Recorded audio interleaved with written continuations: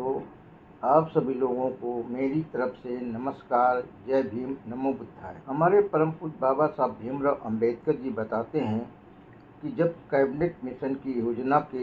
प्रादेशिक विधानसभाओं के माध्यम से चुने हुए प्रतिनिधि सदस्यों के माध्यम से संविधान निर्मात्री सभा का गठन किया जाना था, इसलिए इसके सदस्यों का चुनाव भी शुरू हो गए थे और बाबा साहब जी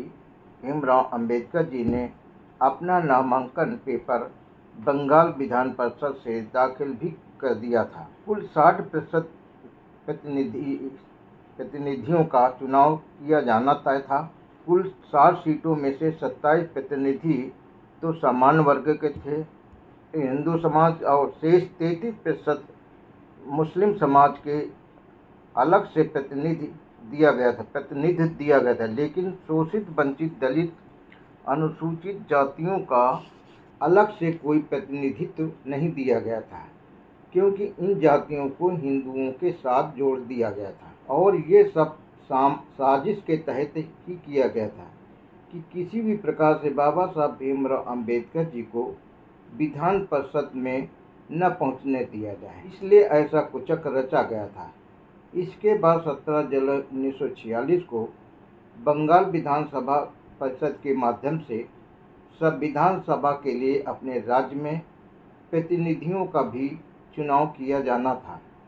क्योंकि बाबा साहब भीमराव अंबेडकर जी ने बंगाल विधान परिषद से अपना नामांकन दाखिल कर दिया था, इसलिए बाबा साहब भीमराव अंबेडकर जी कई दिनों पहले ही कलकत्ता पहुंच गए थे। उन्हीं दिनों पंजाब राज्य के चरमकांत समुदाय से ताल्लुक़ रखने वाले हजारों की संख्या में कलकत्ता में चमड़े का व्यापार करते थे, जिनमें से काफ़ी संख्या में लोग आर्थिक दृष्टिकोण से वे काफ़ी सुदृढ़ थे, काफ़ी मजबूत स्थिति में थे। वे सभी लोग बाबा साहब भीमराव अंबेडकर जी का बहुत ही सम्मान प्रकट करते रहते थे, इसलिए वे भी बंगाल में रहने वाले दलितों के साथ बाबा साहब भीमराव अंबेडकर जी को बंगाल से जिताने का पूरी तरह से जुट गए थे। कलकत्ता में बाबा साहब भीमराव अंबेडकर जी ने कई स्थानों में पर समाज के हित के लिए, राष्ट्र के हित के लिए तथा गरीबों के हित के लिए भाषण दिए थे। कलकत्ता शहर के गुरु रविदास मंदिर के प्रांगण में लगातार 2 घंटे तक प्रभावशाली भाषण दिए थे और भाषण के दौरान ही बाबा साहब भीमराव अंबेडकर जी को रुपयों की एक थैली भी भेंट स्वरूप प्रदान की गई थी। पंजाब के दलितों एवं बंगाल के दलितों के संयुक्त मोर्चे ने तय कर लिया था कि बाबा साहब भीमराव अंबेडकर जी को हर हालात में संविधान सभा में दबा कर भेजना है।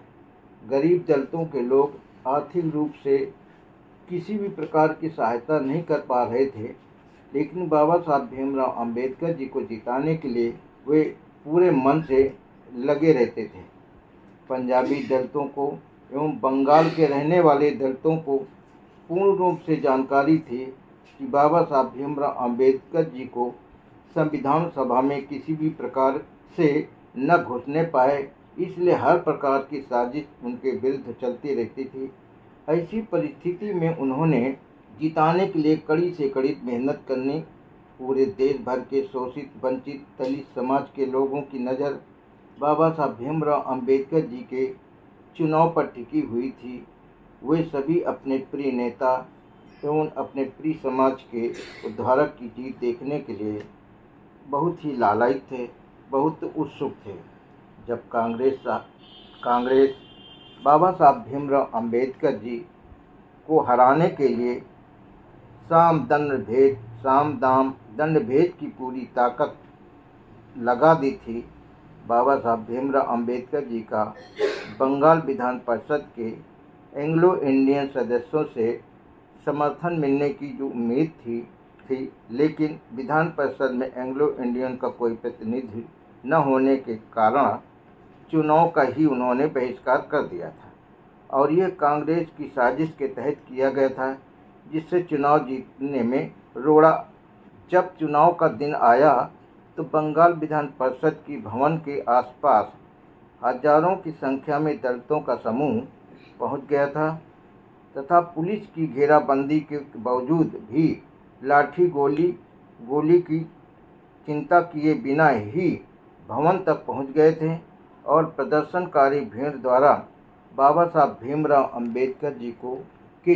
जिंदाबाद के गगन भेदी नारों की चारों तरफ आवाज़ें सुनाई पड़ रही थी। और पंजाब का एक दलित युवक ने तो यहाँ तक चेतावनी दे दी थी कि यदि हमारे बाबा साहब भीमराव अंबेडकर जी को हराने की साजिश सफल हो गई तो इसका अंजाम बहुत बुरा होगा। बंगाल के चुनाव की कमान जोगेंद्र नाथ मंडल ने संभाल रखा था और वे इस दिन के आंदोलन का भी वही नेतृत्व कर रहे थे। असली बात यह थी कि जोगेंद्र मंडल ने ही बाबा साहब भीमराव अंबेडकर जी को से आग्रह किया था कि आप बंगाल विधान परिषद से ही चुनाव लड़ें और बाबा साहब जी ने भी उनकी बात मान ली थी और बंगाल का चुनाव लड़ने के लिए जोगेंद्र नाथ मंडल का बहुत बड़ा योगदान